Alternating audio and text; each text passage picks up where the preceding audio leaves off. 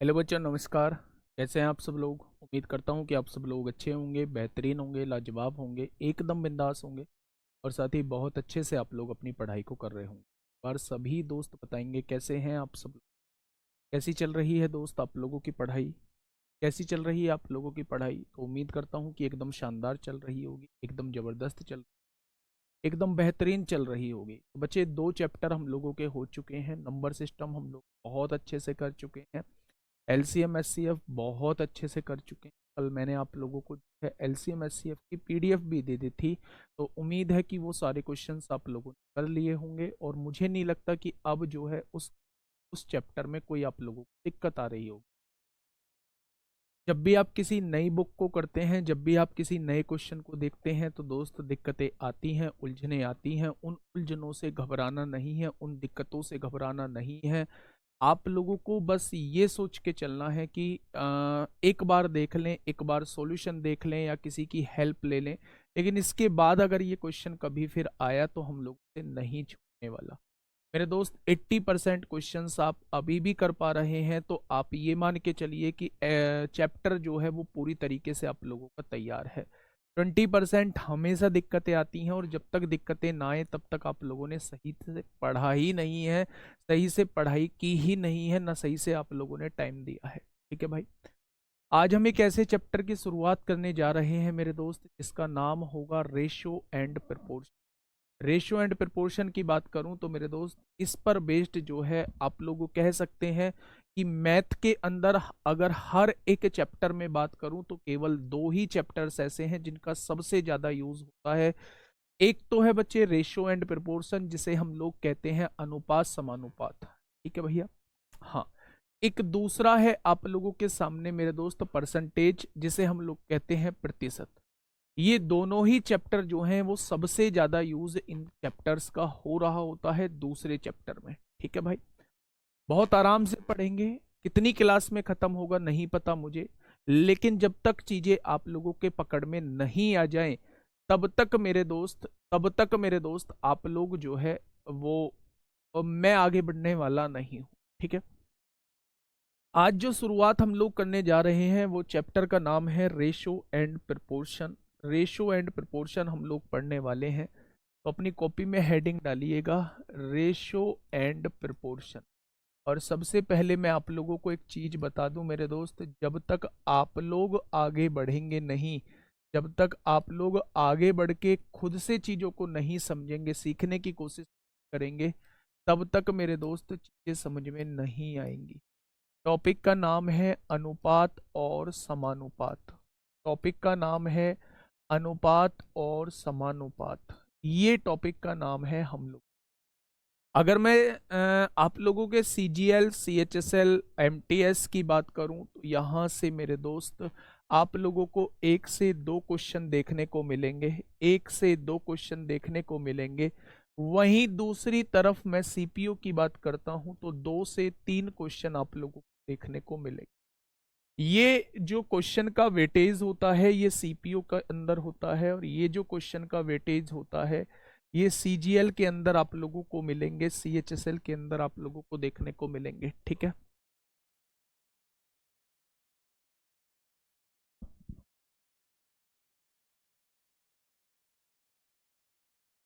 चलिए बात को समझ। नहीं, स्क्वायर नहीं कराने वाला हूँ। स्क्वायर ये वाली जो सिंपलीफिकेशन वाली जो सीरीज है, चाहे वो आप लोगों का स्क्वायर रूट हो, क्यूब रूट हो, घातांक करनी हो, चाहे वो आप लोगों का कोई सा भी चैप्टर हो, सिंपलीफिकेशन हो, तो मेरे दोस्त उन्हें एक साइड लेके करूँगा। अभी जो है मैं रेशो एंड प्रोपोर्शन, इसी पर बेस्ड जो है वो पार्टनरशिप होता है, और इसी पर बेस्ड जो होता है वो एज होता है। तो तीनों टॉपिक कराने के बाद फिर मैं एक टॉपिक एडवांस का आप लोगों का स्टार्ट करूंगा मेरे दोस्त। 1 2 चैप्टर अर्थमेटिक के, 1 चैप्टर एडवांस का, तो आप लोगों के दोनों चीजें जो हैं वो साथ साथ चलती रहेंगी। ठीक है। कमेंट करना बंद कर देना। अगर कमेंट करना बंद नहीं करोगे तो मेरे दोस्त फिर चीजें आप लोगों के समझ में नहीं आएगी, फिर आप किसी को भी ब्लेम कर सकते हो। लेकिन अगर आपने कमेंट पे थोड़ा सा कंट्रोल कर लिया तो मैं वादा करता हूं आप लोगों से कि आपको थोड़ी सी भी दिक्कत नहीं आएगी। ठीक है भाई। सबसे पहली बात होती है ये अनुपात क्या होता है जी। अनुपात होता है जब दो चीजों में तुलना की जाए तो उसे ही हम लोग अनुपात कहते हैं। तुलना जो होती है बच्चे, कंपैरिजन जो होता है वो हमेशा सेम चीजों में होता है। मान लो एक सचिन है और एक जो है वो रोहन है। मैंने कहा सचिन की आय रोहन की आय से दुगनी है, सचिन की इनकम रोहन की इनकम से दुगनी है। तो मैं दोनों की इनकम का कंपैरिजन कर रहा हूं, एक की इनकम को दूसरे की इनकम से दुगना बताया है, तो इसे हम लोग कहेंगे रेशो। रेशो जो करता है केवल तुलना करने का काम करता है, रेशो जो करता है वो कंपैरिजन करता है दोनों का। रेशो कभी भी एग्जैक्ट वैल्यू आपको नहीं देता। मैंने क्या कहा? मैंने कहा भाई मेरे दो व्यक्ति हैं, एक ए है और एक बी है। मैंने कहा ए की इनकम बी की इनकम से दुगनी है, तो बी की इनकम अगर एक है तो ए की इनकम क्या दो हो जाएगी?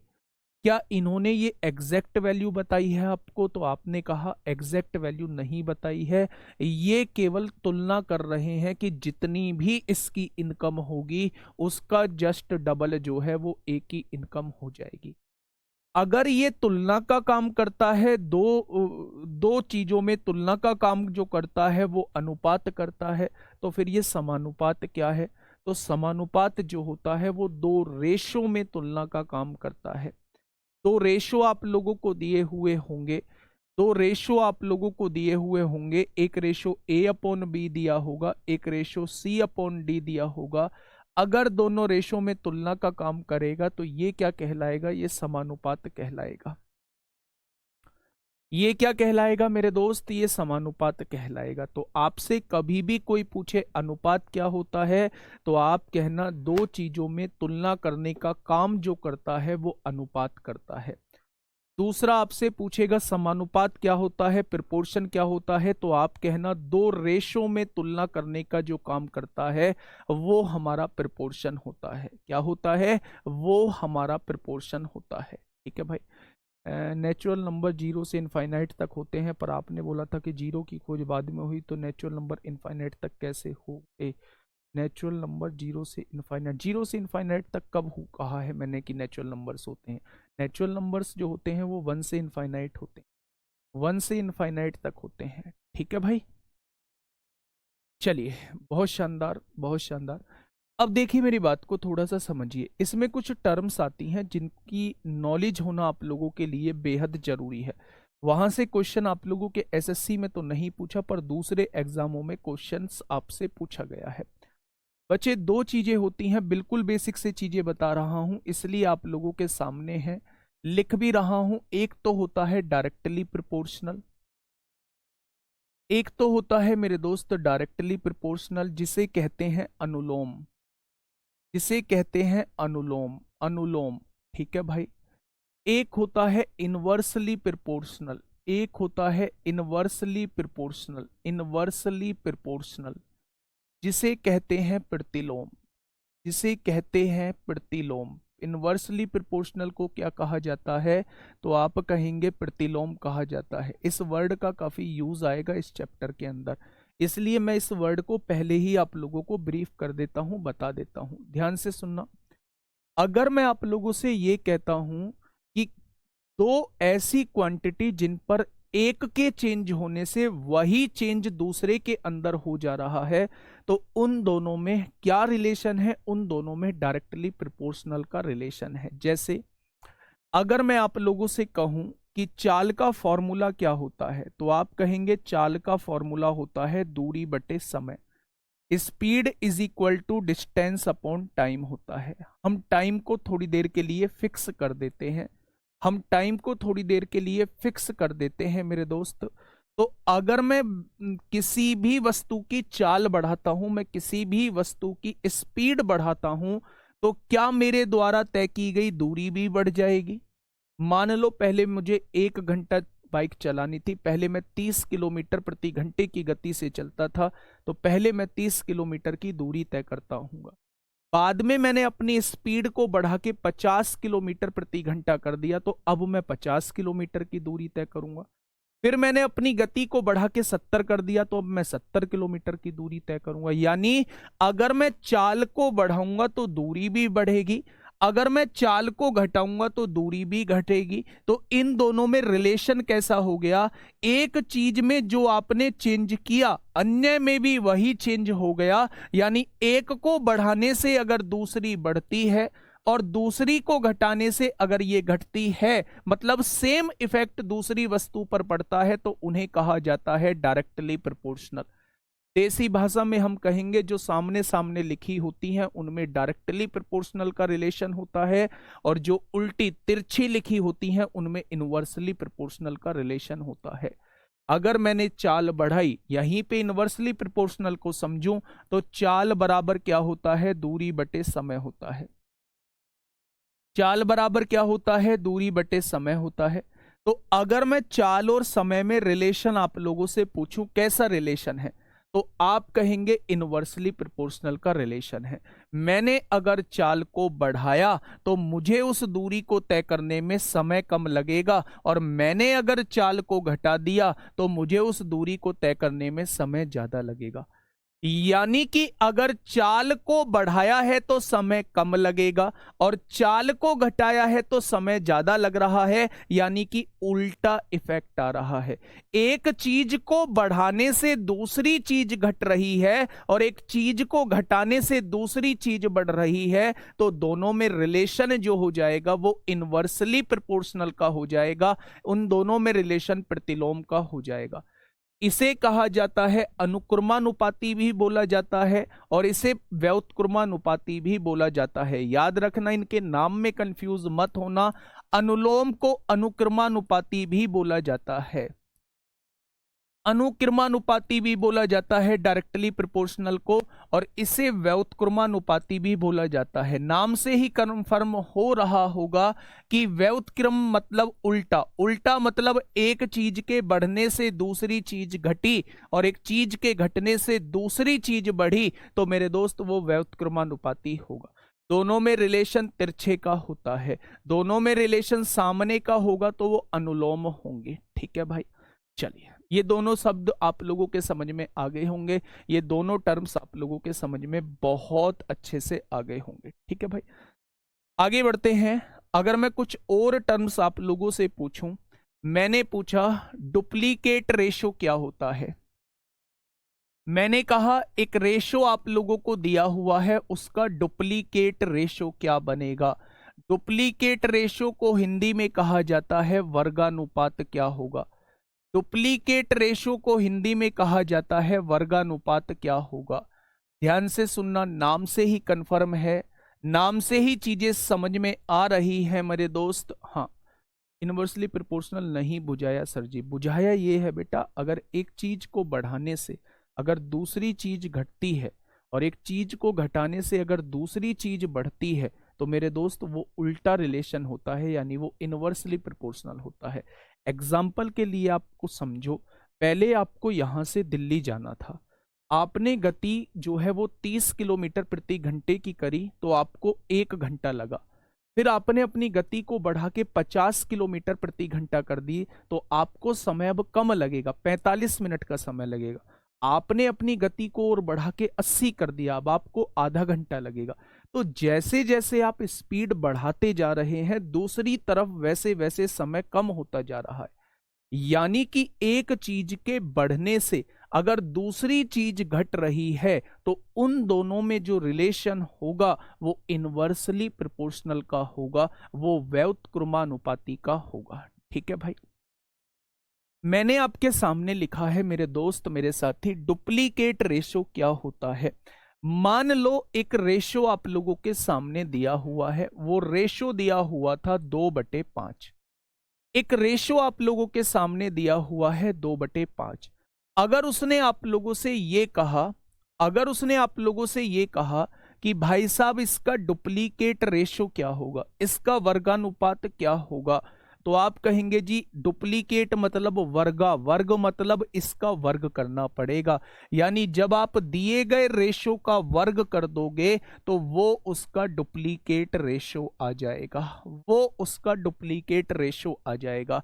तो अगर 2/5 का डुप्लीकेट रेशो आपसे पूछा जाता है तो आप कहेंगे 2/5 का डुप्लीकेट रेशो 4/25 होता है। ठीक है भाई। इसके बाद आता है मेरे दोस्त सब डुप्लीकेट रेशो। क्या होता है? इसके बाद जो एक डेफिनेशन आती है वो आती है सब डुप्लीकेट रेशो। बच्चा ये आपसे यूपी पुलिस में एक बार पूछा गया है, आपसे एसएससी में तो कभी नहीं पूछा गया, लेकिन मेरे दोस्त अगर किसी एग्जाम में आपसे पूछा है तो वो कहीं भी आप लोगों से पूछ सकता है। दूसरा जो पॉइंट है, एक पॉइंट है वर्गमूला अनुपात। दूसरा जो पॉइंट है, एक पॉइंट है वर्गमूला अनुपात। यानी कि अगर आप लोगों को कोई रेशो दिया हुआ है, मान लो आप लोगों को रेशो दिया हुआ है 9/16, आप लोगों को रेशो दिया हुआ है 9/16, आपसे पूछ रहा है सब डुप्लीकेट रेशो क्या होता है। अब इसकी हिंदी जब आप देखोगे तो हिंदी आप देखोगे वर्गमूलानुपात। वर्गमूल मतलब दिए गए रेशो का, दिए गए रेशो का अगर वर्गमूल निकाल देंगे तो वो उसका वर्गमूलानुपात हो जाएगा। यानी कि अगर 9 का वर्गमूल निकालूं तो 3 आएगा और 16 का वर्गमूल निकालूं तो 4 आएगा। मेरे दोस्त इसका वर्गमूलानुपात ये हो जाएगा। बात समझ में आई? तो जब भी किसी रेशो का वर्ग करते हैं तो मिलने वाला रेशो डुप्लीकेट रेशो होता है, और जब भी किसी रेशो का स्क्वायर रूट करते हैं तो मिलने वाला रेशो जो होता है वो सब डुप्लीकेट रेशो होता है। अगर मैं इसका डुप्लीकेट रेशो पूछूं तो ये इसका डुप्लीकेट रेशो हो जाएगा क्योंकि स्क्वायर करने के बाद मिलेगा, और अगर मैं इसका सब डुप्लीकेट रेशो पूछूं तो ये इसका सब डुप्लीकेट रेशो हो जाएगा। तो ये दोनों आपको समझ में आ चुके होंगे, नाम से आप लोगों को कंफर्म हो चुके होंगे। जैसे आप लोगों ने डुप्लीकेट रेशो और सब डुप्लीकेट रेशो पढ़ा, ठीक वैसे ही ट्रिप्लीकेट रेशो होता है और एक सब ट्रिप्लीकेट रेशो होता है। मुझे लगता है कि मुझे इन डेफिनेशन को बताने की जरूरत नहीं है, आप लोग झटाक से मुझे बता देंगे कि इसका ट्रिप्लीकेट रेशो क्या होगा और सब ट्रिप्लीकेट रेशो क्या हो जाएगा। तीसरा हम लोगों को पढ़ना है मेरे दोस्त triplicate ratio. Triplicate ratio, triplicate ratio जिसे कहा जाता है घनानुपात, जिसे कहा जाता है घनानुपात। और एक लास्ट हम लोगों को पढ़ना है इसमें सब ट्रिप्लीकेट रेशो, सब ट्रिप्लीकेट रेशो जिसे कहा जाता है घनमूला अनुपात, जिसे कहा जाता है मेरे दोस्त घनमूला अनुपात। ठीक है भाई, ये दो चीज आप लोगों को पढ़नी है। जैसे हम लोगों ने डुप्लीकेट रेशो पढ़ा, ठीक वैसे ही हम लोग ट्रिप्लीकेट रेशो पढ़ने वाले हैं। जैसे ही हम लोगों ने सब डुप्लीकेट रेशो पढ़ा, ठीक वैसे ही हम लोग सब ट्रिप्लीकेट रेशो पढ़ने वाले हैं। ठीक है भाई, अब आप मेरी बात को थोड़ा सा ध्यान से समझिए। मैंने आप लोगों के सामने एक रेशो लिखा 2/3, मैंने एक रेशो लिखा 27/8। ये दो रेशो मैंने आपके सामने लिख दिए। मैंने आप लोगों से कहा भैया इसका ट्रिप्लीकेट रेशो क्या होगा। तो ट्रिप्लीकेट का मतलब है घन, घन का मतलब होता है क्यूब। अगर आप दिए गए रेशो का क्यूब कर दोगे तो आप कहने वाले हैं ये इसका ट्रिप्लीकेट रेशो हो जाएगा। क्या हो जाएगा? ये इसका ट्रिप्लीकेट रेशो हो जाएगा। अगर आप इसका सब ट्रिप्लीकेट रेशो निकालना चाहते हैं तो आप दिए गए रेशो का क्यूब रूट निकाल देंगे तो आप कहेंगे ये इसका सब ट्रिप्लीकेट रेशो हो जाएगा। यानी कि जिनके आगे सब लगा हुआ है उनका या तो वर्गमूल निकालना होगा या घनमूल निकालना होगा, और जिनके आगे कुछ नहीं लगा हुआ है उस रेशो का या तो वर्ग निकालना होगा या घन निकालना होगा। बात क्लियर है? बहुत बढ़िया, बहुत शानदार। तो ये चारों डेफिनेशन आप लोगों को समझ में आ गई होंगी। किस्मत बहुत अच्छी हुई और मेरे दोस्त यहां से क्वेश्चन पूछ लिया, तो मेरे दोस्त 1 सेकंड भी पूरा नहीं लगेगी इस क्वेश्चन को सॉल्व करने। ठीक है भाई, अब इसके बाद जो है मैं एक ऐसे मेथड की तरफ जा रहा हूं जो बल्कि जो ना तो मतलब ऐसा नहीं है कि जो रेशो में ही यूज होगा, वो बहुत जगह यूज हो रहा होता है। और एलजेब्रा में तो उसका यूज जो है वो दबा के मिलने वाला है। रेशो में भी मिलेगा लेकिन एलजेब्रा में उसका यूज जो है उस मेथड का दबा के मिलने वाला है। मैं कौन से मेथड की बात कर रहा हूं? मैं बात कर रहा हूं कंपोनेंडो और डिविडेंडो की। तो मेरे दोस्त हेडिंग डालेंगे कंपोनेंडो और डिविडेंडो क्या होता है। कंपोनेंडो, कंपोनेंडो एंड डिविडेंडो क्या होता है। कंपोनेंडो एंड डिविडेंडो क्या होता है मेरे दोस्त, हम इस मेथड की बात करने वाले हैं। अगर मैं आप लोगों से कहूं कि इसकी हिंदी क्या होती है, तो इसकी हिंदी कहते हैं योगांतरानुपात भी हम लोग इसे बोल रहे होते हैं। योगांतरानुपात भी हम लोग इसे बोल रहे होते हैं। पहले इसके नाम को थोड़ा सा समझिए, फिर इसके काम को समझना। योग का मतलब क्या है? हाँ, योग का मतलब क्या है कि कहीं ना कहीं योग करना होगा, समेशन करना होगा। अंतर का मतलब क्या है? कहीं ना कहीं डिफरेंस करना होगा। यानी एक ऐसे मेथड की हम लोग बात करने जा रहे हैं, एक ऐसे मेथड की हम लोग बात करने जा रहे हैं जिसके अंदर बच्चे योग भी देखने को मिलेगा और अंतर भी देखने को मिलेगा। यानी कि समेशन भी होगा और डिफरेंस भी मेरे दोस्त होगा। समेशन भी होगा, डिफरेंस भी होगा। जैसे अब देखो मैं आपको बताता हूं कि एक्चुअल में मेथड होता क्या है। आप लोगों को एक रेशो दिया हुआ होगा A/B, कोई भी रेशो आप लोगों को दिया हुआ है और इसके इज इक्वल टू में यहां एक रेशो आप लोगों को दिया हुआ होगा। एक एग्जांपल से समझाऊंगा, पहले आप मेरी बात को समझिए कि ये योगांतरानुपात होता क्या है। जब आप लोगों को दो रेशो दिए हुए हों और एक तरफ आप लोगों को ऐसा कुछ दिया हो, मतलब जो न्यूमरेटर है बिल्कुल सेम वही डिनोमिनेटर दिया हो, बस दोनों में साइन का फर्क हो। मैंने क्या कहा? जो न्यूमरेटर दिया हुआ है इसको न्यूमरेटर कहते हैं, इसको डिनोमिनेटर कहते हैं। जो न्यूमरेटर दिया हुआ है वही डिनोमिनेटर आप लोगों को दिया हुआ हो, केवल साइन का फर्क हो। जैसे आपको दे दिया ऊपर B+C, नीचे दे दिया B-C। भाई B और C दोनों ऊपर भी मौजूद है, नीचे भी मौजूद है, साइन का फर्क है। आपको दे दिया K+P, नीचे दे दिया K-P, तो यहां भी साइन का फर्क है। आपको दे दिया 2x+3y, नीचे दे दिया 2x-3y, यहां भी साइन का फर्क है। आपको दे दिया 4x+7y, नीचे दे दिया 4x-7y। तो जहां न्यूमरेटर बिल्कुल डिनोमिनेटर से मैच करता हो और दोनों में केवल साइन का डिफरेंस हो, तो वहां दिमाग के एक कोने में ले आना कि यहां कंपोनेंडो डिविडेंडो लग सकता है।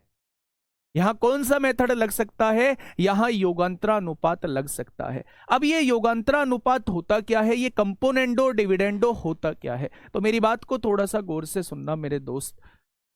योगांतरानुपात ये कहता है कि इस वर्ड में सबसे पहले आया है योग। योग किसका करना होता है? योग किसका करना होता है? तो ऊपर वाली संख्या में नीचे वाली संख्या को जोड़ दीजिए। आपने जोड़ दिया, फिर आपको करना होता है अंतर, तो ऊपर वाली संख्या में से नीचे वाली संख्या को घटा दीजिए। मेरी बात समझे? योगांतरानुपात का मतलब होता है, कंपोनेंडो डिविडेंडो का मतलब होता है, पहले ऊपर वाली संख्या में नीचे वाली संख्या को जोड़िए और फिर ऊपर वाली संख्या में से नीचे वाली संख्या घटा दीजिए। ये जो काम आप लोगों ने इधर किया है लेफ्ट हैंड साइड में, वही सेम काम आपको राइट हैंड साइड में करना है। तो राइट हैंड साइड में भी वही करिए, ऊपर वाली संख्या में नीचे वाली संख्या को जोड़िए और ऊपर वाली संख्या में से नीचे वाली संख्या को घटा दीजिए। तो ये जो कहलाता है ये योगांतरानुपात कहलाता है। क्या कहलाता है? ये योगांतरानुपात कहलाता है। मैं एक एग्जांपल से आप लोगों को समझाने की कोशिश करता हूं कि योगांतरानुपात कैसे हम लोगों के दिमाग में आएगा कि यहां योगांतरानुपात हम लोगों का लगने वाला है। मुझे क्या कहा गया? मुझे कहा गया 3x+2y, 3x+2y और अपॉन में 3x-2y इज इक्वल टू आपको दिया हुआ है 5/2। आपको क्या दिया हुआ है? 5/2 दिया हुआ है। तो आपसे यहां पूछने वाला है, आप पहले मुझे यह बताओ कि यहां योगांतरानुपात कैसे निकालेंगे। आपसे वो x और y का रेशो पूछ सकता है, तो आप कैसे निकालेंगे मेरे दोस्त? ठीक है, तो आप देखेंगे भाई जैसा न्यूमरेटर है ठीक वैसा ही डिनोमिनेटर है, केवल साइन का फर्क है।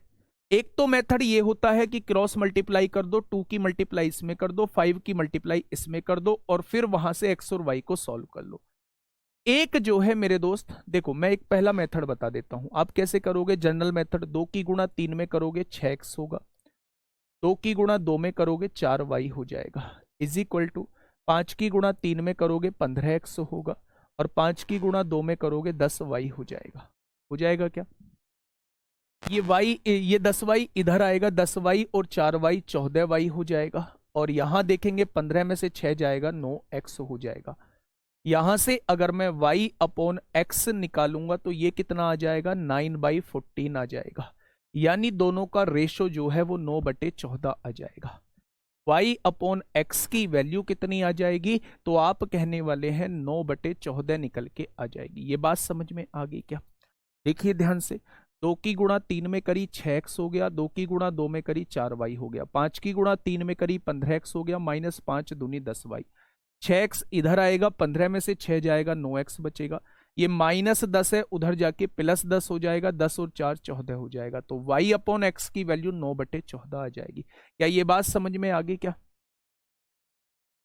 क्या ये बात समझ में आ गई क्या मेरे दोस्त आप लोगों को? तो आप कहेंगे जी ये बात थोड़ी थोड़ी समझ में आ गई, लेकिन मैं दूसरी तरफ आप लोगों को ये समझाने की कोशिश कर रहा हूं कि अगर न्यूमरेटर और डिनोमिनेटर सेम है, केवल साइन का फर्क है, तो आप कंपोनेंडो और डिविडेंडो भी लगा सकते हैं। कैसे लगाएंगे सुनिएगा थोड़ा ध्यान से। आपने कहा सबसे पहले कंपोनेंडो डिविडेंडो ये कहता है कि ऊपर वाली संख्या में नीचे वाली संख्या को जोड़िए। आपने ऊपर वाली संख्या में नीचे वाली संख्या को जोड़ दिया। ऊपर वाली संख्या में से नीचे वाली संख्या को घटाइए। आपने ऊपर वाली संख्या में से नीचे वाली संख्या को घटा दीजिए। ठीक वही काम आपको इधर करना है। 5 में 2 जोड़ेंगे तो 7 आएगा और 5 में से 2 घटाएंगे तो 3 आएगा। कोई दिक्कत नहीं है यहां तक? ठीक है, 3x और 3x 6x हो जाएंगे। यहां 2y से 2y कट जाएगा, 3x से 3x कट गया, 2y 2y 4y हो जाएंगे और ये आ जाएगा 7/3। ठीक है, ये 4 भाग में है, इधर आके गुणा में होगा। ये 6 गुणा में है, इधर आके भाग में हो जाएगा। आपने क्या कहा, 2 दूनी 4 होगा, 2 तिया 6 होगा। क्या x अपॉन वाई जो है वो 14/9 हो जाएगा। x अपॉन वाई जो है यहां भी 14/9 ही है। क्या आप लोग इस मेथड से भी आंसर लेके आ सकते थे? मैं जस्ट आप लोगों से ये बात बताने की कोशिश कर रहा हूं कि अगर न्यूमरेटर और डिनोमिनेटर ऑलमोस्ट सेम है, ऑलमोस्ट का मतलब केवल साइन का फर्क है, पूरा पूरा सेम है, तो आप लोग जो है कंपोनेंडो डिविडेंडो लगा सकते हैं, आप लोग जो है योगांतरानुपात लगा सकते हैं। हमें जी पता ही नहीं है कि हमें कैसे पता चलेगा योगांतरानुपात लगाना है। तो वैसे तो मैं बता चुका हूं योगांतरानुपात दिखता कैसे है कि यहां लगाना है। फिर भी अगर समझ नहीं आया है कि कहां लगाना है तो भैया फिर इस क्रॉस मेथड से आंसर निकाल देना।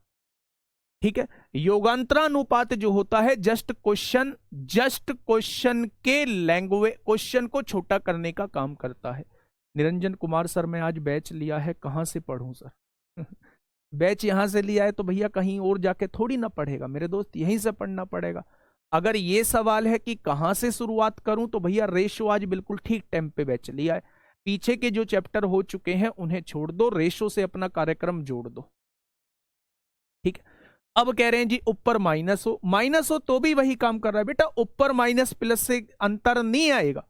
हमें ऊपर वाली संख्या में से नीचे वाली संख्या को एक बार जोड़ना है, हमें ऊपर वाली संख्या में से नीचे वाली संख्या को घटाना है।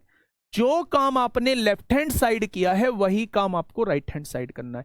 ऐसा नहीं है, ध्यान से समझना, ऐसा नहीं है कि हम जोड़ेंगे, अगर हमने गलती से पहले ऊपर वाली संख्या में से नीचे घटा दिया ये नीचे वाली को, और यहां ऊपर वाली संख्या में नीचे वाली को जोड़ दिया, तो क्या आंसर गलत आएगा? बिल्कुल भी गलत नहीं आएगा।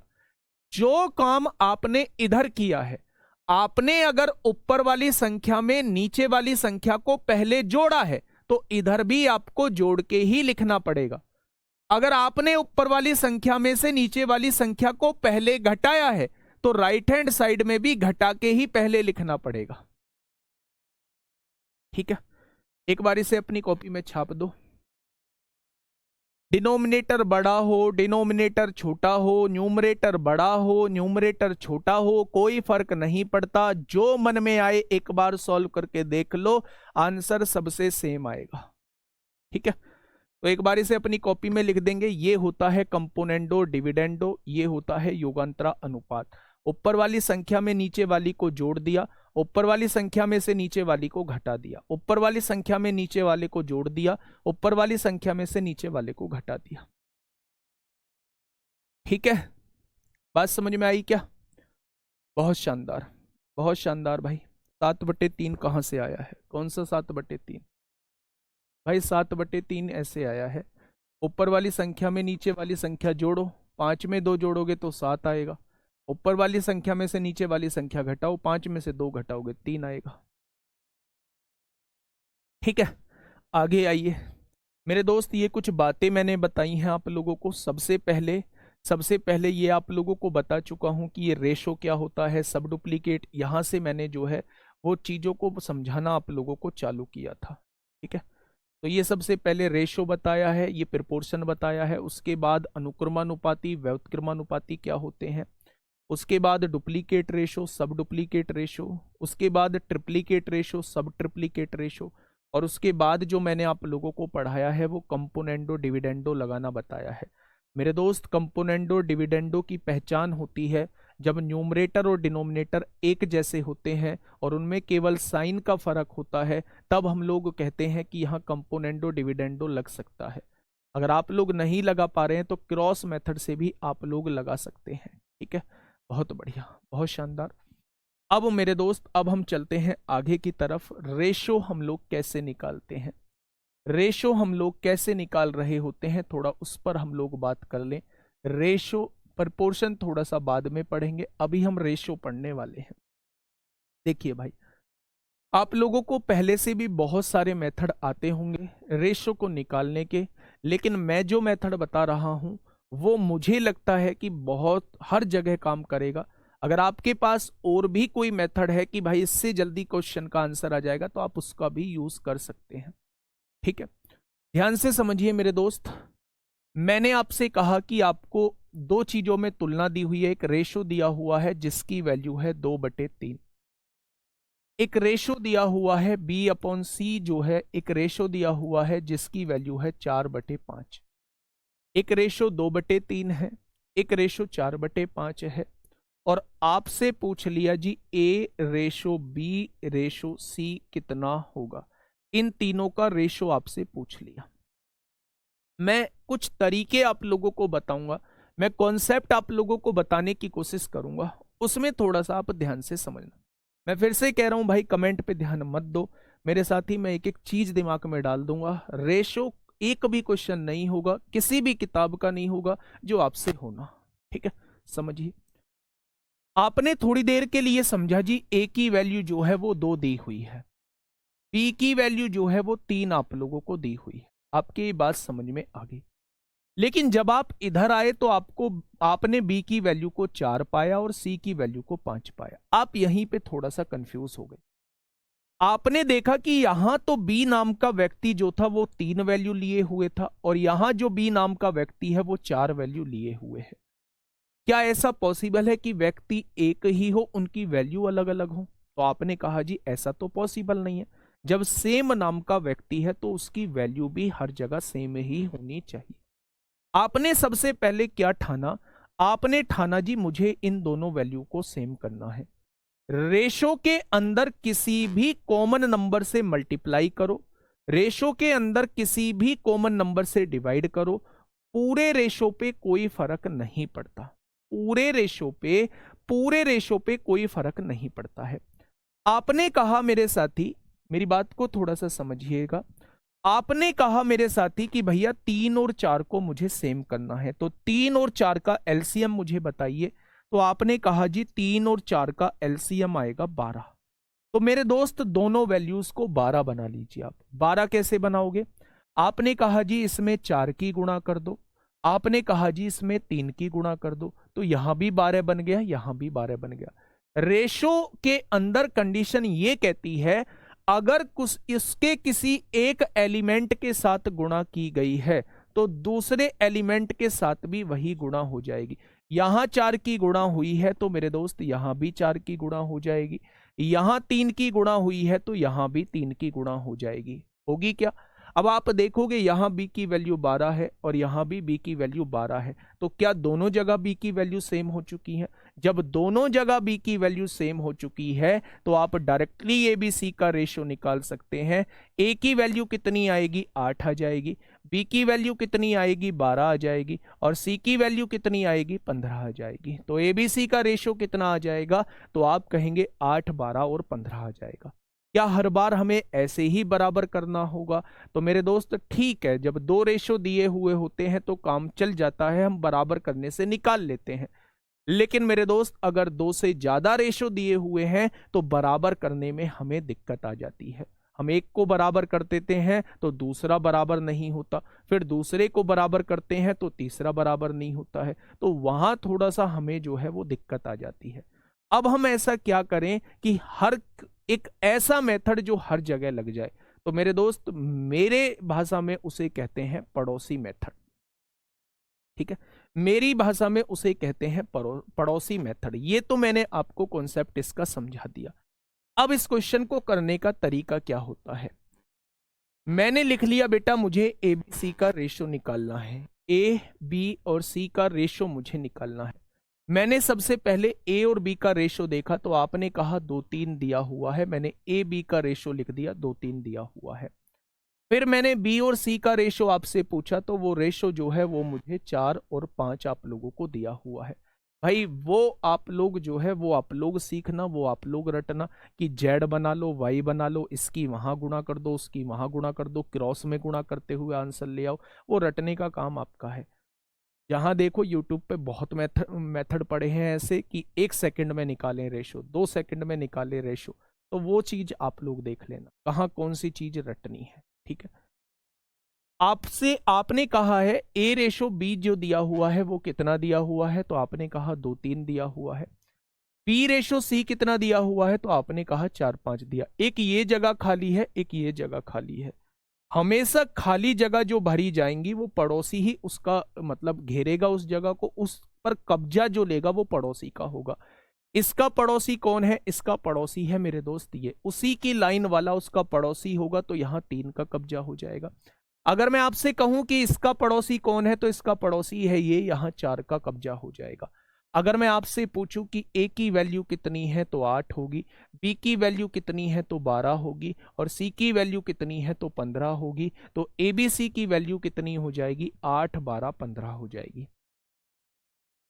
8, 12, 15 हो जाएगी। ठीक है भाई, इस पे आप लोग जो है वो बहसबाजी मत करना कि हमने उस मेथड से किया है। आपने जिस मेथड से भी किया है ABC की वैल्यू 8, 12, 15 आनी चाहिए। अगर वो आपकी आ रही है तो आप बिल्कुल करेक्ट हैं, आप बिल्कुल करेक्ट हैं, आप किसी भी तरीके से कर सकते हैं। एक और क्वेश्चन मैं आप लोगों के सामने यही दे रहा हूं मेरे दोस्त। मैंने आप लोगों से कहा A रेशो B जो दिया है वो 1/3 दिया है। मैंने आप लोगों से कहा B रेशो C जो दिया है वो 2/5 दिया है। और मैंने आप लोगों से कहा D जो दिया है वो 3/2 दिया है। अब मैंने आप लोगों से A ratio B ratio C ratio D पूछ लिया, चारों में रेशो पूछ लिया भाई साहब, चारों में रेशो क्या हो जाएगा? चारों का रेशो आप लोगों से पूछ लिया, तो थोड़ा सा मुझे बताइए, थोड़ा सा मुझे बताइए क्या होगा इस क्वेश्चन का बिल्कुल सही जवाब? आपने कहा जी ठीक है। अब आप क्या पूछ रहे हो? अब आप पूछ रहे हो ABCD का रेशो पूछ रहे हो, तो आप ABCD पहले लिख दो। मैंने ABCD लिख दिया। ठीक है, अगर मैं A और B का रेशो पूछूं तो 1, 3 हो जाएगा, B और C का रेशो पूछूं तो 2, 5 हो जाएगा, और C और D का रेशो पूछूं तो 3, 2 हो जाएगा। जगह ये दोनों जगह खाली, ये जगह खाली, ये जगह खाली, और यहां दोनों जगह खाली है। खाली जगह पड़ोसी की होगी, ये बात आप लोग जानते हैं। इसका पड़ोसी 3 है, 3 लिख दो। इसका पड़ोसी 3 है, 3 लिख दो। इसका पड़ोसी 5 है, 5 लिख दो। इसका पड़ोसी 2 है, इसका पड़ोसी 3 है, और इसका पड़ोसी 3 है। ये आपने हर जगह लिख दिया। अच्छा, एक छोटा सा कॉन्सेप्ट यही बताने जा रहा हूं, उस कॉन्सेप्ट को भी थोड़ा सा समझ लेना। चलो पहले जो अभी तक आपने सीखा है उससे देख लो मेरे दोस्त। आपने गुणा करी, 3 दूनी 6 एकम 6 हो जाएगा, 3 दूनी 6 तिया 18 हो जाएगा, 3 पंजे 15 तिया 45 हो जाएगा, और यहां आपने 5 तिया 15 दूनी 30 हो जाएगा। क्या चारों का रेशो आप लोग निकाल चुके हैं? आप कहोगे अभी रेशो नहीं आया है, आप कहोगे अभी रेशो नहीं आया है, अभी तो इसे काटना होगा। 3 से काटा 2 बार, 3 से काटा 6 बार, 3 से काटा 15 बार, और 3 से काटा 10 बार। क्या 2, 6, 15, 10 जो है वो इसका रेशो आ चुका है। मैं कह रहा हूं कि यहां इतना करने की जरूरत ही नहीं है अगर आपने एक कॉन्सेप्ट को समझ लिया। आपने कौन से कॉन्सेप्ट को समझ लिया? अगर कोई ऐसी संख्या मौजूद है जो चारों की चारों रेशो में दी हुई है तो उसे आप काट सकते हैं। मैंने क्या कहा? अगर कोई ऐसी संख्या मौजूद है जो चारों के चारों रेशो में दी हुई है, आपने देखा 3 भी यहां भी है, यहां भी है, यहां भी है, यहां भी है, क्या चारों रेशो के अंदर 3 मौजूद है? तो आपने कहा मौजूद है। अगर कोई संख्या चारों रेशो के अंदर मौजूद है तो आप मेरे दोस्त उसे काट सकते हैं, उसे काट सकते हैं। जब आपने काटा तो यहां क्या बचा? 2 एकम 2, यहां क्या बचेगा? 3 दूनी 6, यहां क्या बचेगा? 5 तिया 15, और यहां क्या बचेगा? 10 बचेगा। क्या एबीसीडी का रेशो जो है वो 2, 6, 15, 10 आ जाएगा? तो दूसरी बात आप यहां से ये चीज समझे, हाँ, दूसरी बात आप यहां से ये चीज समझे कि रेशो अगर चारों जगह मौजूद है जो कट सकता है तो हम उसे काट देंगे। ठीक है भाई। अब देखिए मेरे दोस्त, कुछ और बातें आप लोगों के साथ डिस्कस कर लेता हूं, फिर उसके बाद हम लोग क्वेश्चन की तरफ दोस्त चल रहे होंगे। नेक्स्ट, ये रेशो आप लोगों के समझ में आ गया है। अब देखिए अगला कॉन्सेप्ट मैं आपसे क्या बताने वाला हूं। अगला कॉन्सेप्ट आप लोगों को बहुत सारी जगह जो है वो ये चीजें देखने को मिलेंगी। 2a बराबर 3b बराबर 4c, 2a बराबर 3b बराबर 4c, और आप लोगों से कहेगा भैया जी a ratio b ratio c बता दो कितना होगा। आप लोगों से कहेगा a ratio b ratio c बता दो कितना होगा। आप लोगों को कंडीशन दी हुई होगी, कौन सी कंडीशन? कि 2a बराबर 3b बराबर 4c दिया हुआ है, आप मुझे a ratio b ratio c बता दो। ठीक है, अब आप ध्यान से समझिएगा, ऐसे केस में हम लोग कैसे क्वेश्चन को करते हैं, बात को समझिएगा मेरे दोस्त। अगर मैं आप लोगों से पहले इसका मेथड मैं आपको बता देता हूं, मेथड आपको कोई देखने की जरूरत नहीं। आप इस वैल्यू को k मानिए, a की वैल्यू k/2 हो जाएगी। इस वैल्यू को भी k मानिए, b की वैल्यू k/3 हो जाएगी। इस वैल्यू को भी k मानिए, c की वैल्यू k/4 हो जाएगी। वहां से आप सॉल्व करेंगे तो डायरेक्ट आपके पास आंसर आ जाएगा। लेकिन जिस मेथड से आप लोगों को एग्जाम में करना है, मैं उस मेथड पर दोस्त बात करने वाला हूं। ठीक है, आप सबसे पहले इस कांस्टेंट पार्ट का एलसीएम लीजिए, कितना होगा। आपने कहा जी 2, 3, 4 का एलसीएम जो है वो 12 आएगा। आप 12 से इस रेशो को डिवाइड करिए, 12 से इस रेशो को डिवाइड करिए, और 12 से इस रेशो को डिवाइड करिए। आप अगर कंप्लीट रेशो को किसी एक नंबर से डिवाइड करते हैं तो कोई फर्क नहीं पड़ता है।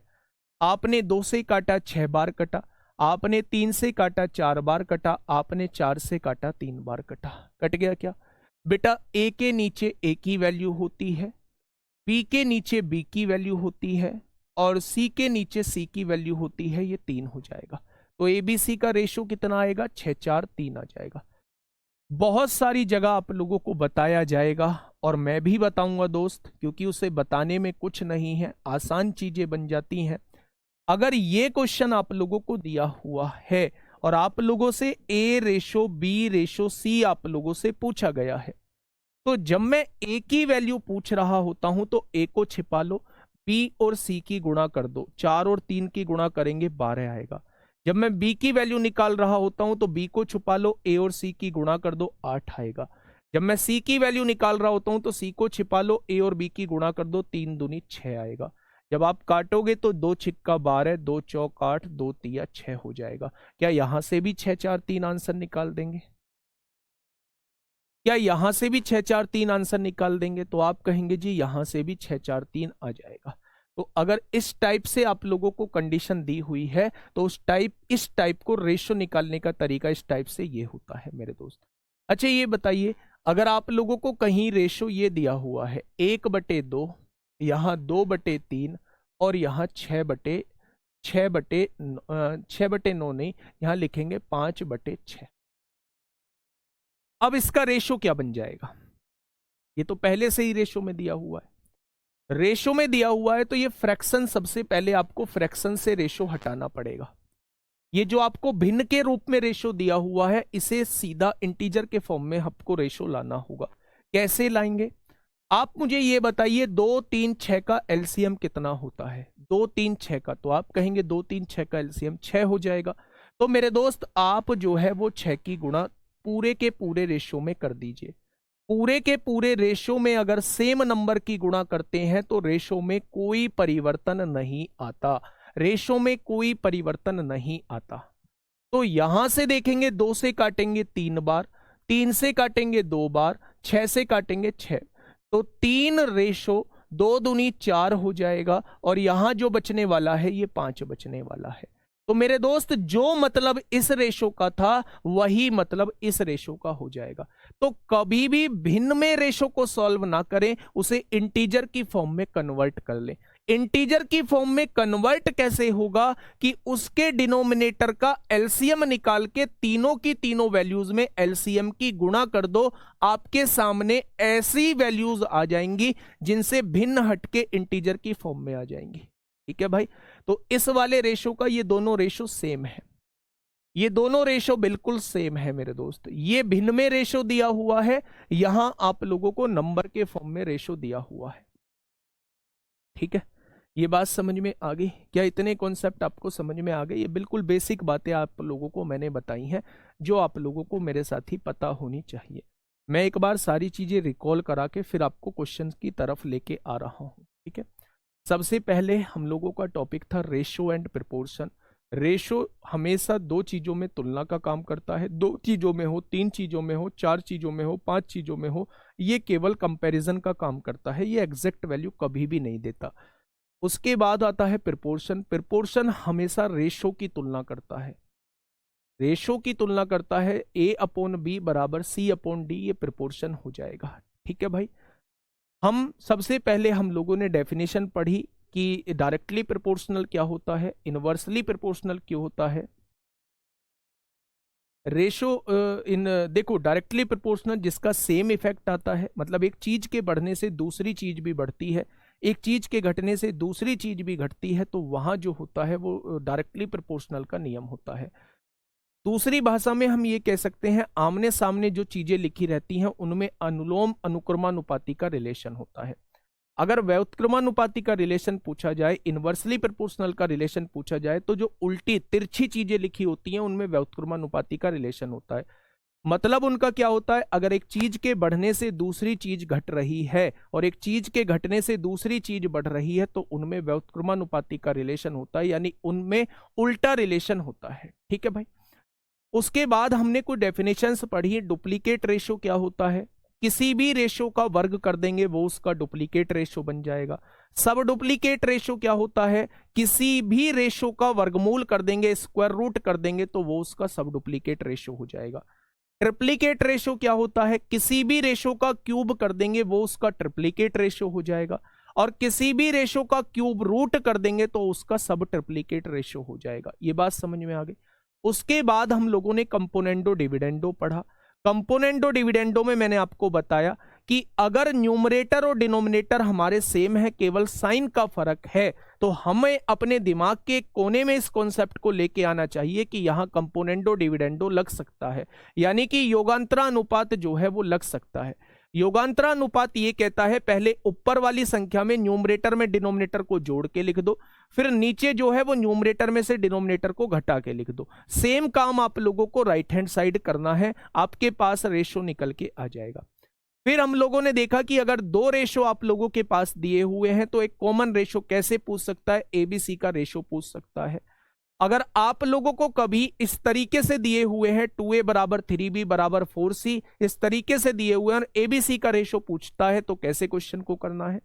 अगर फ्रैक्शन में आप लोगों को रेशो दिया हुआ है तो उसे इंटीजर की फॉर्म में कैसे कन्वर्ट करना है, जस्ट एलसीएम लेके पूरे एलसीएम की गुणा कर देनी है पूरे रेशो में।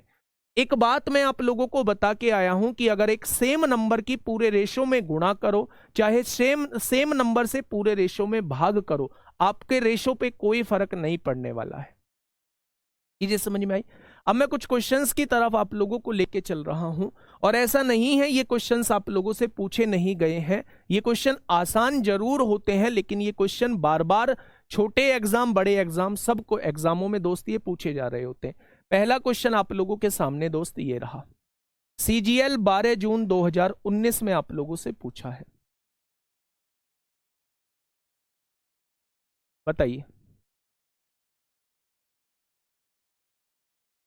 पहला क्वेश्चन आप लोगों के सामने है, a अपॉन बी।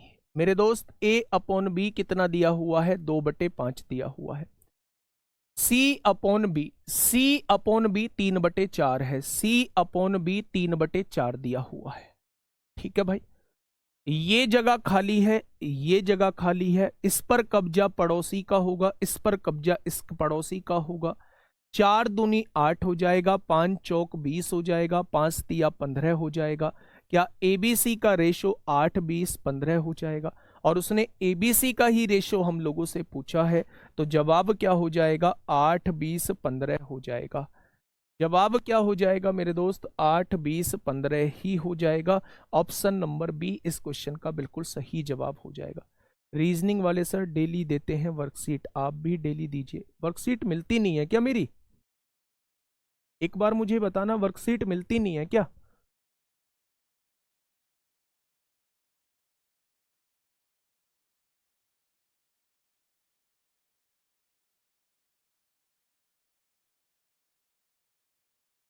एक बार बताएंगे क्या वर्कशीट मिलती नहीं है मेरे दोस्त?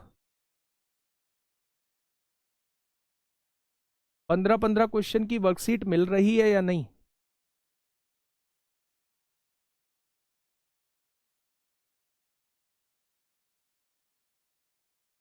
नहीं, 1 मिनट।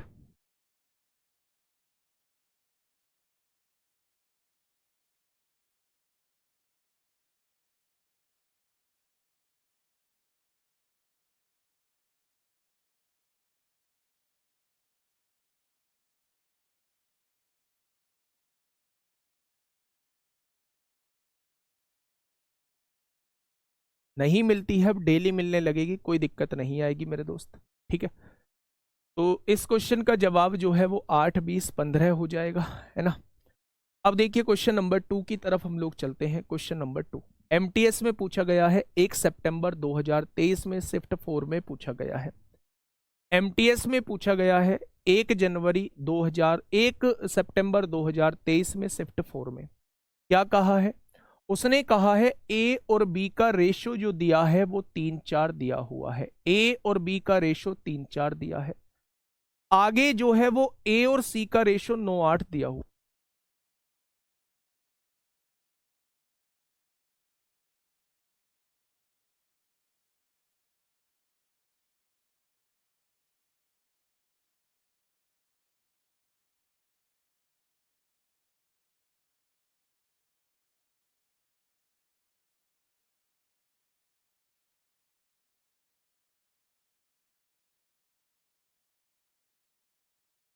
आज से मिलने लगेगी वर्कशीट, कोई दिक्कत नहीं है। आपको जो टॉपिक क्लास में करा रहा हूं वो 15 क्वेश्चन आप लोगों को बिल्कुल एज इट इज क्वेश्चन आए हुए भी और अपने पास से एक्सपेक्टेड भी बच्चे वो मिलने लगेंगे। डेली मिलेगी, आज से डेली मिलेगी, ये वादा रहा आप लोगों।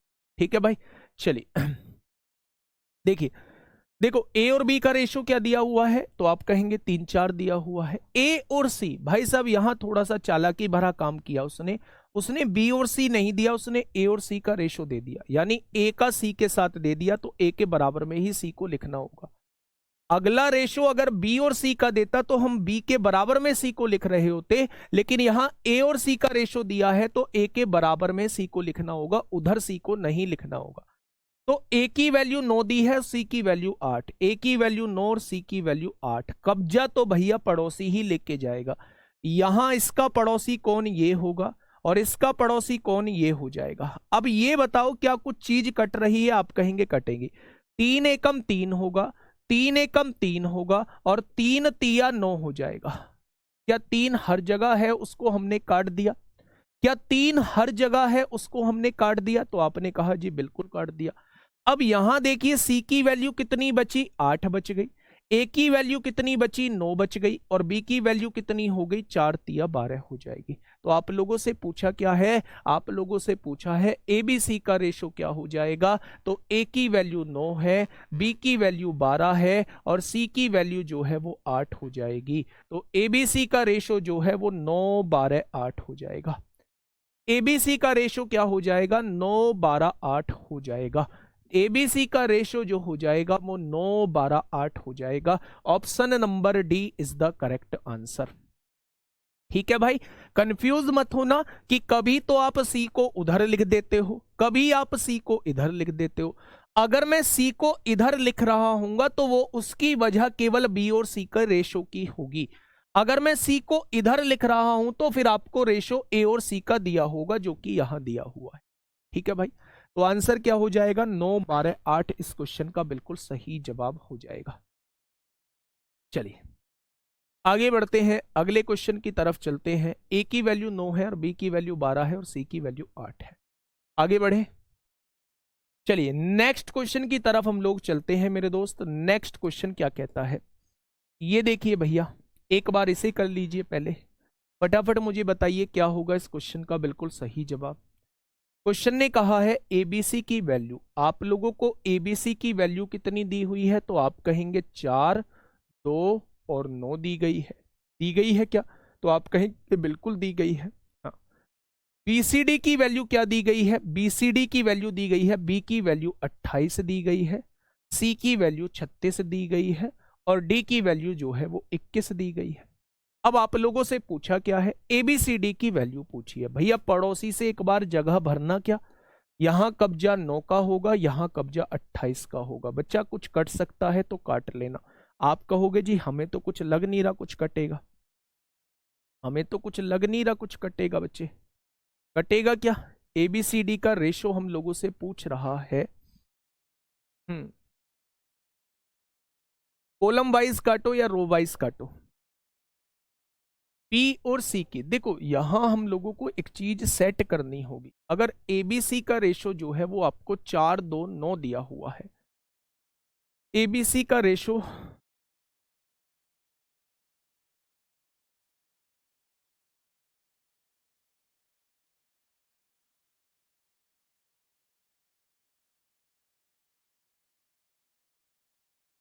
एक बार इसको समझना भाई, इसको इसमें क्या करना होगा, यहाँ एबीसी का रेशो जो है वो 4 2 9 दिया हुआ है, और बीसीडी का रेशो जो है वो 28 36 और 21 दिया हुआ है।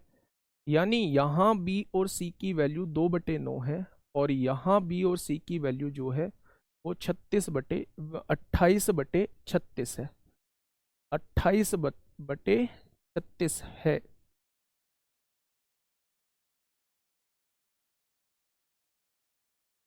हाँ नंबर सिस्टम की दे दूंगा, पहले इस क्वेश्चन को थोड़ा सा समझिएगा मेरे दोस्त।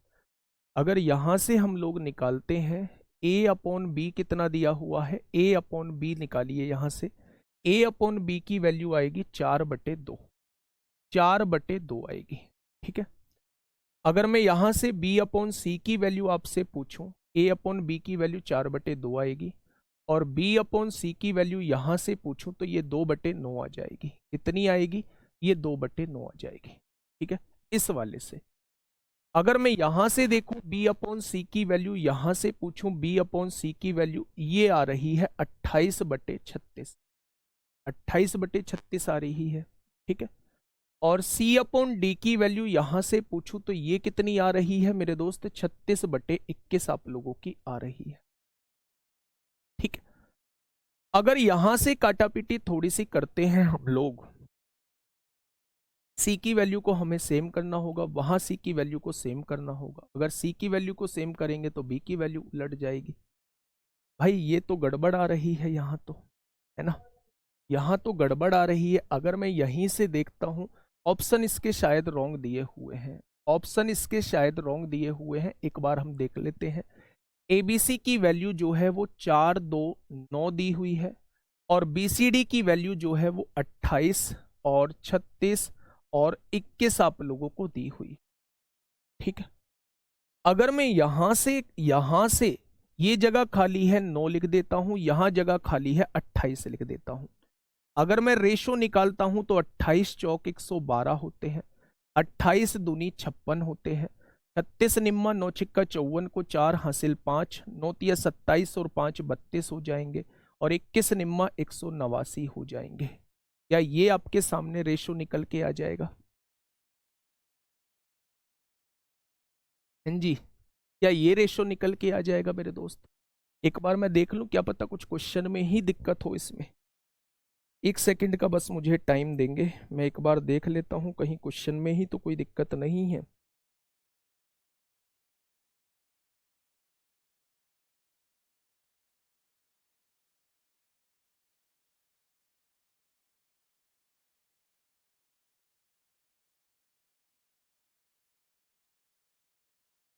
ये तो क्वेश्चन ही नहीं।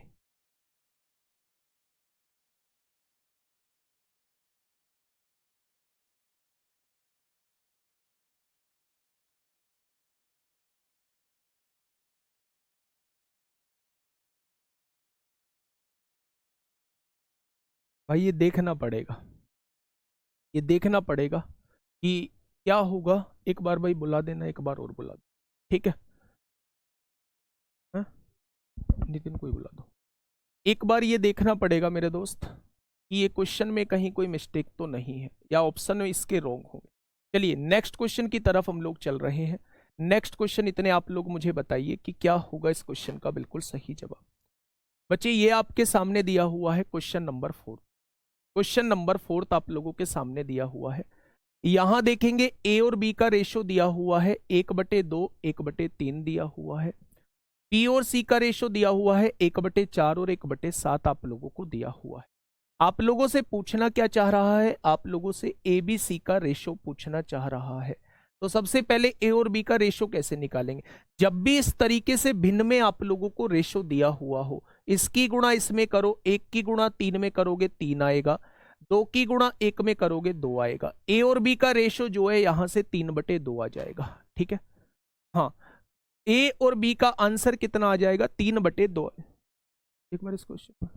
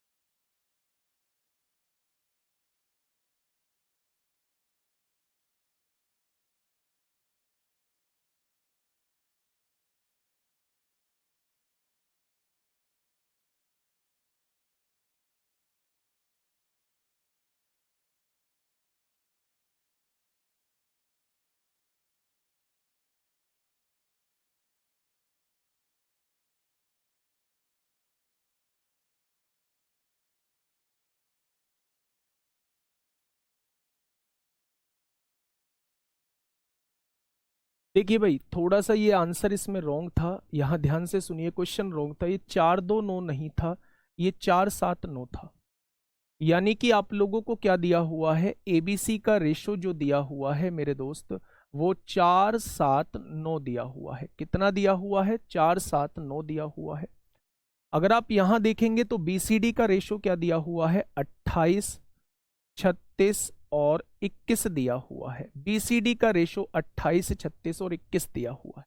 ये तो वैसे भी डायरेक्टली हो रहा था, कैसे हो जाएगा डायरेक्टली? थोड़ा सा देखिए, अगर यहां बी की वैल्यू 7 है, यहां बी की वैल्यू 28 है, तो क्या 4 की गुणा करने से ये 28 बन जाएगा?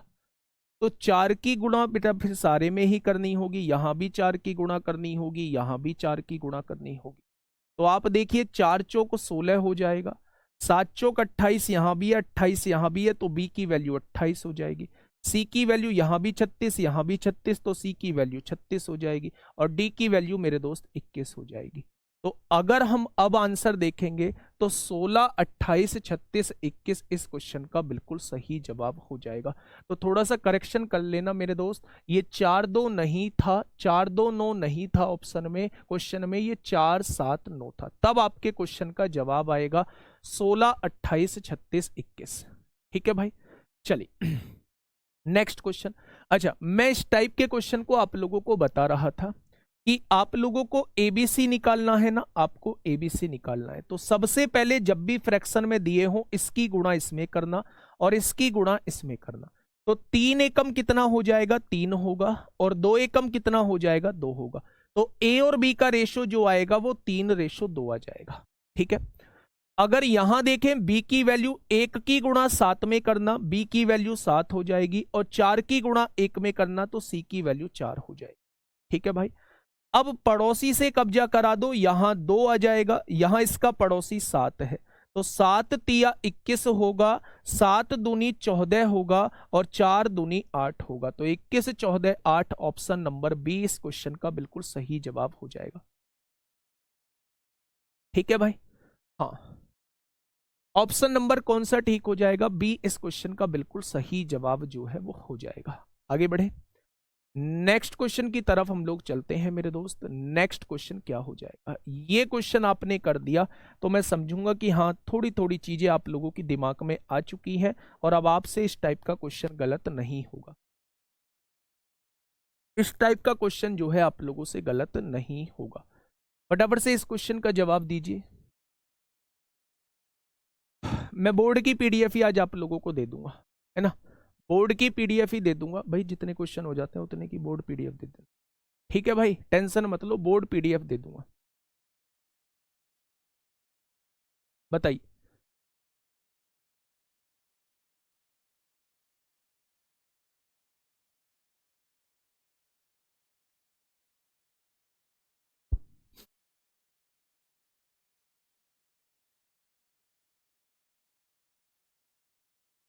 देखिए भाई, एबीसीडी का रेशियो निकालना है तो चारों चीज लिख लो पहले, ए बी सी और डी।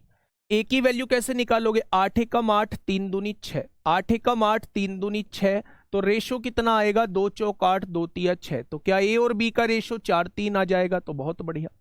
ऐसे ही बी और सी का रेशो निकालो, 9 एकम 9, 5 तिया 15, 9 एकम 9, 5 तिया 15, तो रेशो कितना आएगा, 3 तिया 9, 3 पंजे 15।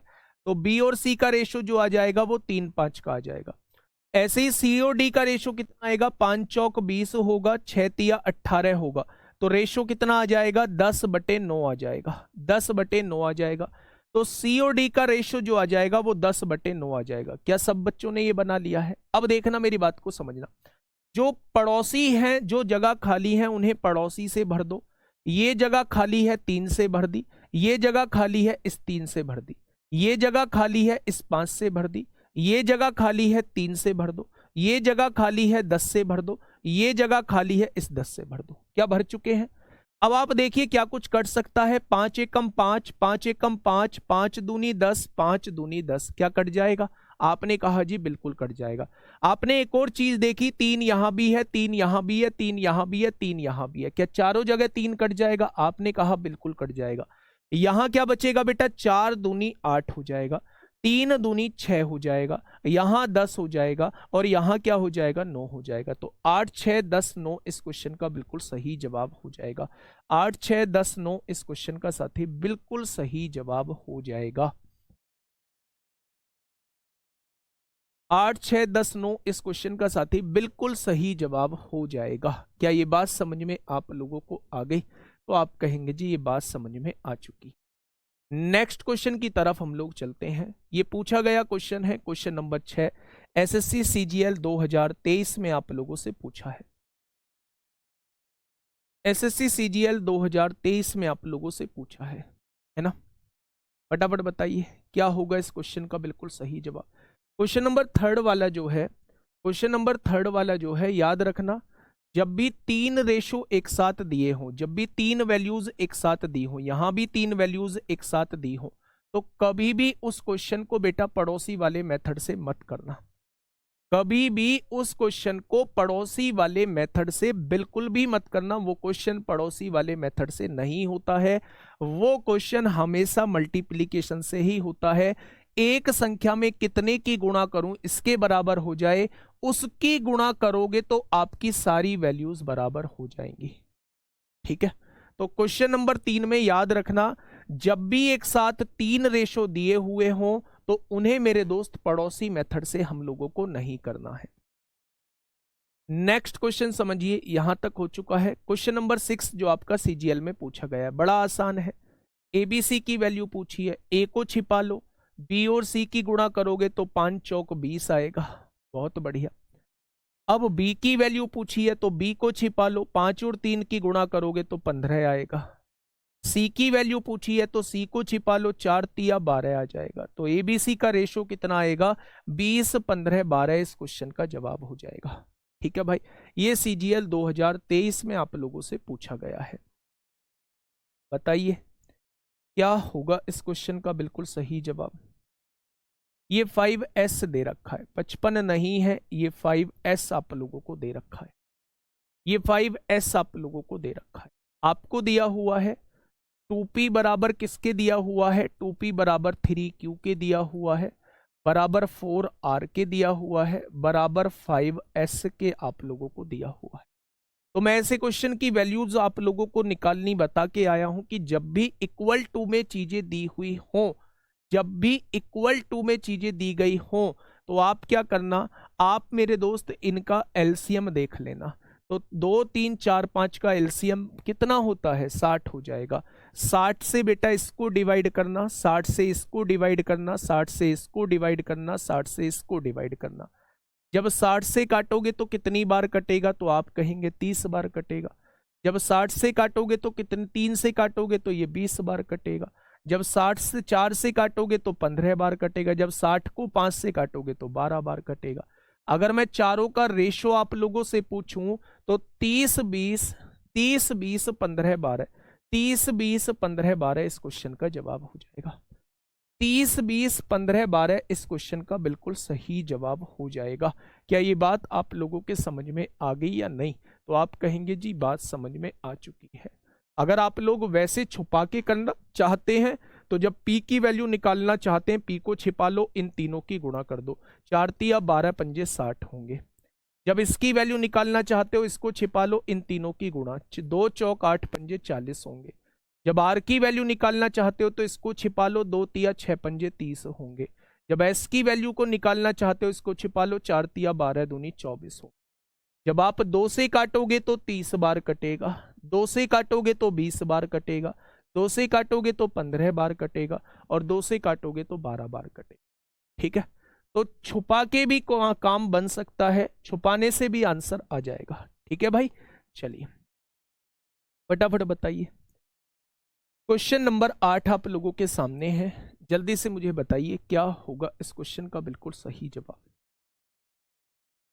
क्वेश्चन नंबर 8 आप लोगों के सामने, x plus y upon x minus y, ratio का मतलब अपॉन होता है, इसकी वैल्यू 3/2 दी हुई है।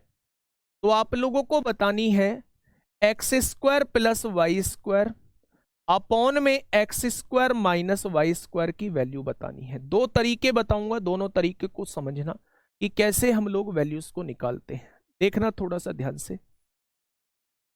पहला तरीका इसके बताऊंगा मैं आपको, तीन मेथड बताऊंगा। पहला तरीका, क्रॉस मल्टीप्लाई करिए, 2 की गुणा x में करेंगे 2x होगा, 2 की गुणा y में करेंगे 2y होगा, 3 की गुणा x में करेंगे 3x होगा, 3 की गुणा y में करेंगे 3y होगा। 3y और 2y 5y हो जाएंगे, और 3x में से 2x जाएगा, x आएगा। अगर मैं y अपॉन x की वैल्यू पूछूं तो वो 1/5 हो जाएगा। क्या ये वैल्यू निकाल दी आपने?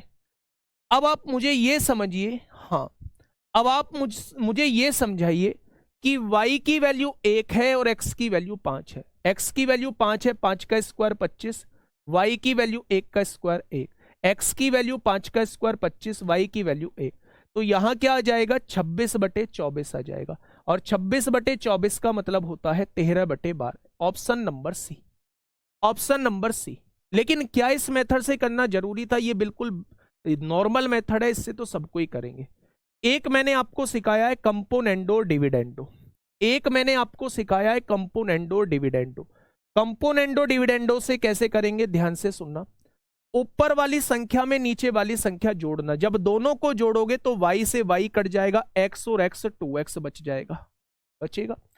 ऊपर वाली संख्या में से नीचे वाली संख्या घटाओगे तो ये माइनस एक्स है, x से x कट जाएगा, ये प्लस y हो जाएगा, y और y 2y हो जाएगा। यहां देखेंगे ऊपर वाली संख्या में नीचे वाली संख्या जोड़िए और ऊपर वाली संख्या में से नीचे वाली संख्या घटाइए, तो क्या x अपॉन वाई डायरेक्टली 5/1 आ गया। अब वैल्यू रखिए, x की वैल्यू 5 का स्क्वायर 25 और 1 26 हो जाएगा।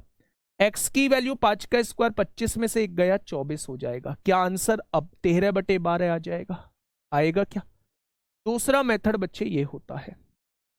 तीसरा मेथड, तीसरा मेथड थोड़ा सा समझिएगा। तीसरा मेथड क्या हो जाएगा भाई साहब, तीसरे मेथड को भी थोड़ा सा समझ लेते हैं। x प्लस वाई की वैल्यू को 3 मान लो, x प्लस वाई की वैल्यू को 3 मान लो और x माइनस वाई की वैल्यू को 2 मान लो। मान ली क्या? अब यहां से देखा y से y कट गया, दोनों इक्वेशन को जोड़ा, 2x की वैल्यू 5 हो जाएगी, तो x की वैल्यू 5/2 हो जाएगी। x की वैल्यू 5/2 है, यहां से y की वैल्यू निकाल लीजिए, 1/2 हो जाएगी, 1/2 हो जाएगी, यहां रख देंगे तो। अब बेटा इस वैल्यू को यहां उठा के रखेंगे तब भी 13/12 आएगा, लेकिन ये लेंदी हो जाएगा थोड़ा सा। ये क्या हो जाएगा, ये थोड़ा सा लेंदी हो जाएगा मेरे दोस्त, लेंदी हो जाएगा। तो ये सबसे आसान जो रहने वाला है ये सी एंड डी से रहने वाला है। आप सी एंड डी लगाइए। सी एंड डी, ऊपर वाली संख्या में नीचे वाली संख्या जोड़िए, y से y कट गया, 2x आ गया। ऊपर वाली संख्या में से नीचे वाली घटाइए, घटाएंगे तो ये माइनस एक्स हो जाएगा, x से x कट जाएगा, y और y 2y हो जाएगा। 3 और 2 5 हो जाएगा, 3 में से 2 जाएगा तो 1 बचेगा। यहां से देखेंगे x की वैल्यू 5 का स्क्वायर 25 होगा, y की वैल्यू 1 का स्क्वायर 1 होगा। 5 का स्क्वायर 25 होगा, 1 का स्क्वायर 1 होगा, 26/24 आ जाएगा, 13/12 आ जाएगा। कितना आएगा? 13/12 इस क्वेश्चन का जवाब आ जाएगा। ठीक है, बहुत शानदार, बहुत लाजवाब। आगे बढ़े, चलिए। हाँ,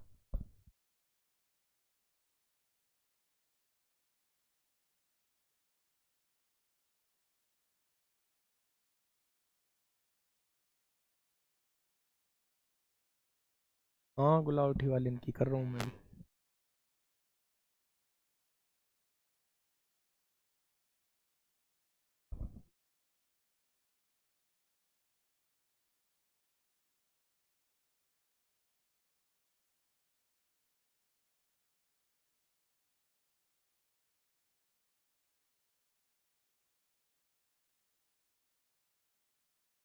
फटाफट बताइए भाई, इसका आंसर क्या होगा? इसका आंसर क्या हो जाएगा? देखो फिर से कंपोनेंडो डिविडेंडो लगाओ, पता तो चल पा रहा है ना कंपोनेंडो डिविडेंडो क्यों लगा रहे हैं? पता तो चल पा रहा है कंपोनेंडो डिविडेंडो क्यों लगा रहे हैं? बस साइन का फर्क है, न्यूमरेटर डिनोमिनेटर सेम है, केवल साइन का फर्क है। दिमाग में आ जाना चाहिए, कंपोनेंडो डिविडेंडो लगेगा। ऊपर वाली संख्या में नीचे वाली संख्या जोड़ो, b से b कट गया, ऊपर जो बचेगा 2a बचेगा। भाई a और a कितना हो जाएगा? 2a हो जाएगा। ऊपर वाली संख्या में से नीचे वाली संख्या घटाओ, घटाओगे तो ये माइनस a से a कट गया, ये प्लस b और b 2b हो जाएगा। ठीक वही कार्यक्रम राइट हैंड साइड कर दो। 5 में 3 जोड़ा तो 8 आया और 5 में से 3 घटाया तो 2 आया। तो यहां जो रेशो आएगा वो 4:1 का रेशो आपके सामने आ जाएगा, बस वहां लिख दो। 4 का स्क्वायर 16, 1 का स्क्वायर 1, 4 का स्क्वायर 16, 1 का स्क्वायर 1। आंसर कितना आएगा? 17/15 आ जाएगा। पानी ले आना मैं तो। 17/15 इस क्वेश्चन का जवाब हो जाएगा। ठीक है, ठीक है, ठीक है। 17/15 इस क्वेश्चन का जवाब हो जाएगा। तो ये क्वेश्चन तो आप लोग अब आराम से कर लोगे भाई। फटाफट बताइए, ये सीपीओ 2023 है, बिंदी जो है ये 0 की है, 2023 में पूछा गया है। फटाफट बताइए भाई, क्या होगा इसका बिल्कुल सही जवाब?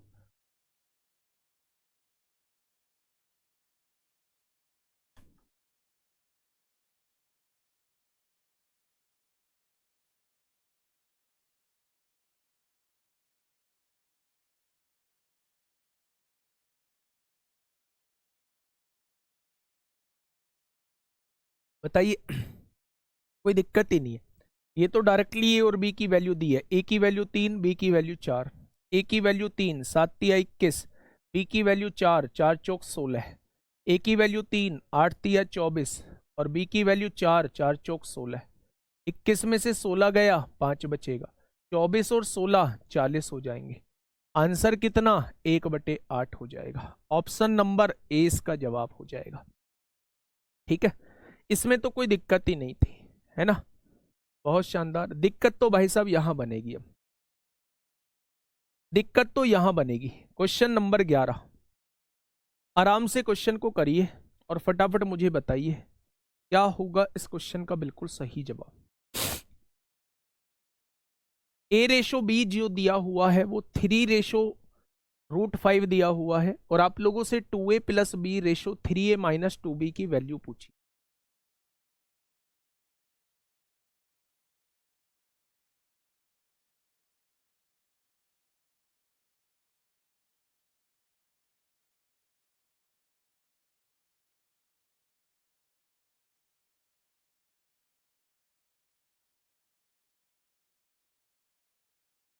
देखो, आपको ये तो समझ में आ गया कि ए की वैल्यू को 3 रखना है और बी की वैल्यू को √5 रखना है। ये तो समझ में आ गया। रखिए भाई, ए की जगह 3 रखिए, 3 दूनी 6 और बी की जगह √5 रखिए तो 6 + √5 हो जाएगा। नीचे ए की जगह 3 रखिए, 3 तिया 9 हो जाएगा और माइनस बी की जगह √5 रखिए, 2√5 हो जाएगा। आंसर ये आना चाहिए भाई साहब हमारा। लेकिन आप देखोगे कहीं डिनोमिनेटर में रूट नहीं है। जब डिनोमिनेटर में रूट नहीं है तो हमें रेशनलाइजेशन करना पड़ेगा, हमें परिमेयकरण करना पड़ेगा। परिमेयकरण क्या कहता है भाई साहब? परिमेयकरण कहता है कि साइन चेंज करके ऊपर नीचे गुणा भाग कर लो। साइन चेंज करा, प्लस लगा दिया, 9 + 2√5 की ऊपर गुणा कर लो और 9 + 2√5 की नीचे गुणा कर लो। ये होता है रेशनलाइजेशन। इस साइन को चेंज करके ऊपर नीचे गुणा भाग कर लो। लास्ट क्वेश्चन है मेरे दोस्त ये। 6 की गुणा 9 में करेंगे कितना आएगा? 54 आएगा। प्लस 6 की गुणा 2 में करेंगे 12√5 आएगा। 9 की गुणा √5 में करेंगे 9√5 आएगा। प्लस √5 की √5 में 5 और 5 दूनी 10 आ जाएगा। आगे बढ़िए। A-B की गुणा करते हैं तो A² आता है, माइनस का B² आता है। A² - B² का फॉर्मूला A - B A+B ही तो होता है।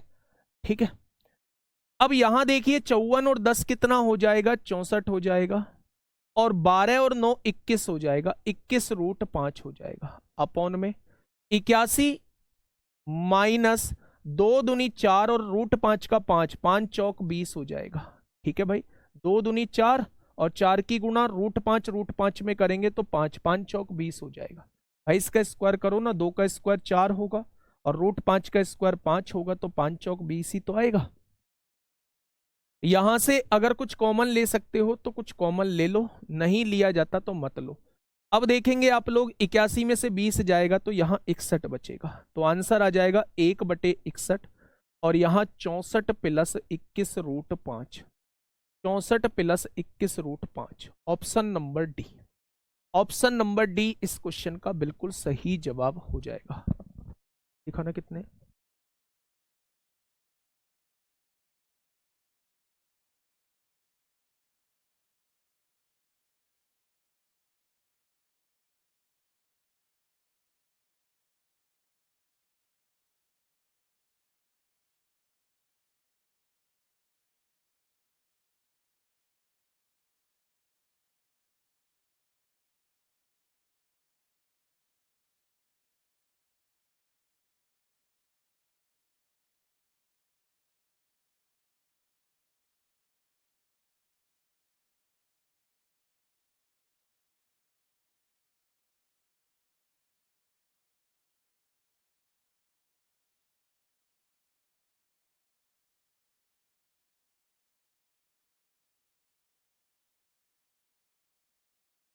थोड़ा सा दिमाग लगाना मेरे दोस्त, आप देखोगे कि इस क्वेश्चन को आप आसानी से कर पाओगे। हाँ, वो आवाज बंद हो गई थी।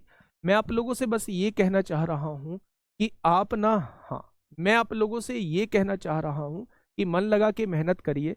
अगली 6 क्लास में हम लोग जो है रेशो को ख़त्म कर लेंगे, 3 क्लास में जो है वो हम लोग जो है पार्टनरशिप को ख़त्म कर लेंगे, और 2 क्लास में जो है हम लोग एज को ख़त्म कर लेंगे। अब लिखने की ज़रूरत नहीं है, अब आवाज़ आ रही है, पहले माइक ऑफ था मेरे दोस्त।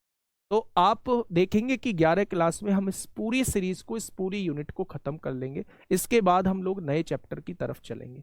मन लगा के पढ़ते रहिए, बुक की कोई दिक्कत नहीं है, किसी भी किताब से क्वेश्चन करिए, आप लोगों से क्वेश्चन नहीं छूटेगा, चाहे वो प्री का हो चाहे वो मेंस का हो। मैं इस बात की आप लोगों से वादा करता हूं कि आपसे क्वेश्चन जो है वो नहीं छूटने वाला है। ठीक है, चलिए फिर मिलते हैं कल। Okay, tata, bye bye.